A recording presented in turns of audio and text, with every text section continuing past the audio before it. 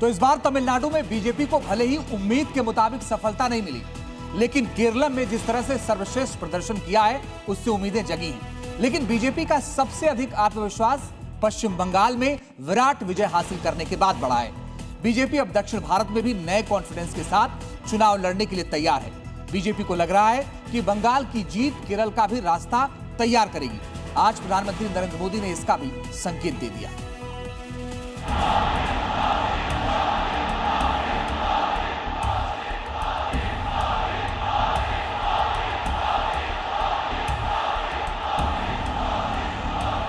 वो दिन दूर नहीं जब केरलम में भी बीजेपी एनडीए की संख्या 3 से बढ़कर बहुमत के आंकड़े को पार कर जाएगी। West Bengal is the beginning, picture अभी बाकी है। शब्द शब्द में अगाध आत्मविश्वास है। चुनावी लक्ष्य बहुत साफ है और उसे हासिल करने को लेकर बेहिसाब आस है।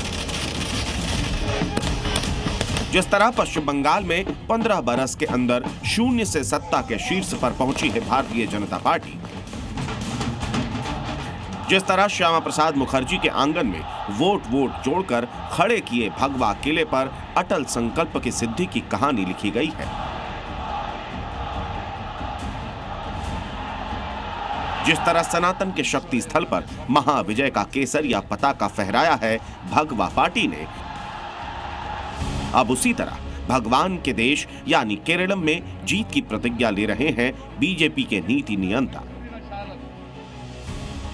74 बरस के चुनावी इतिहास में पहली बार बंगाल में विराट विजय का कमल फूल खिलाने वाली बीजेपी ने केरलम में 3 सीट जीतकर नया अध्याय लिखा है, तो पार्टी के बड़े नेताओं का भरोसा अति पर है। प्रधानमंत्री मोदी पश्चिम बंगाल को चुनावी राजनीति का उदाहरण बनाकर भारतीय जनता पार्टी अब केरलम में भी सत्ता का रास्ता तैयार करने में जुटी है। आज दक्षिण के दरवाजे पर खड़े होकर प्रधानमंत्री नरेंद्र मोदी ने खुद बताया कि बंगाल के बाद अब कैसे मिशन केरलम के लिए बीजेपी तैयार है।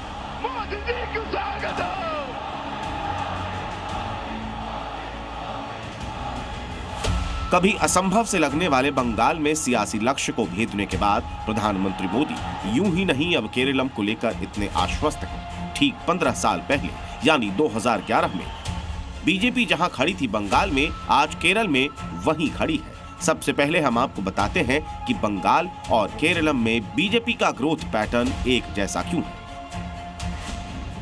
2011 के चुनाव में पश्चिम बंगाल में बीजेपी एक भी सीट नहीं जीत पाई थी, लेकिन पहली बार बीजेपी ने वहां 4.06 वोट परसेंट हासिल किया था। 2011 में केरल में भी बीजेपी को कोई सीट नहीं मिली थी, लेकिन वोट प्रतिशत 6.03% था। 2016 में बंगाल में बीजेपी को 10% से ज्यादा वोट मिला। पहली बार खाता भी खुला बीजेपी ने, तब वहां पहली बार 3 सीटें जीती थी। 2016 में केरल में बीजेपी को 10% वोट मिला और वहां पर भारतीय जनता पार्टी ने 1 सीट जीतकर पहली बार खाता खोला। 2021 में बंगाल में बीजेपी को करीब 38% वोट मिले और 77 सीटें जीतकर मुख्य विपक्षी पार्टी बन गई। केरलम में भी तब बीजेपी का वोट परसेंट थोड़ा बढ़कर 11.5% हो गया, लेकिन सीट एक भी नहीं मिली। 2026 में बीजेपी ने बंगाल में करीब 46% वोट लाकर 206 सीटों पर जीत हासिल की। बंगाल में सरकार बनाकर इतिहास भी बनाया। केरलम में भी इस बार बीजेपी का वोट शेयर करीब 12% पहुंच गया है और वहां भी पहली बार उसे 3 सीटें मिली।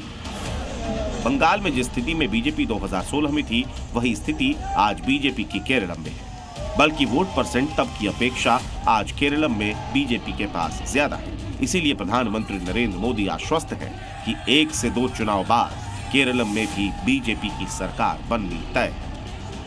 केरलम में भी हम 1 से 3 एमएलए तक पहुंच गए हैं और जब 3 पहुंच जाते हैं ना, तो वो दिन दूर नहीं जब केरलम में भी बीजेपी एनडीए की संख्या 3 से बढ़कर बहुमत के आंकड़े को पार कर जाएगी।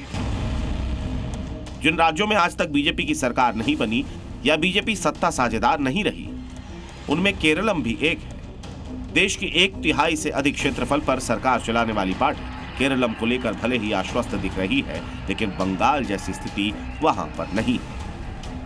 पश्चिम बंगाल में करीब 70% हिंदू हैं, जबकि मुसलमानों की आबादी 30% के आसपास है। जबकि केरलम में हिंदुओं की आबादी सिर्फ 54.73% है। बाकी 26.5% मुसलमान और 18.5% ईसाई है। इस बार बीजेपी ने जिन 3 सीटों पर जीत हासिल की है वो नेमन, कझाकुट्टुम और चाथानूर, तीनों विधानसभा सीटें हिंदू बहुल हैं। यही कारण है कि बीजेपी विरोधियों का कहना है कि बंगाल जैसी कहानी बीजेपी केरलम में नहीं लिख सकती है।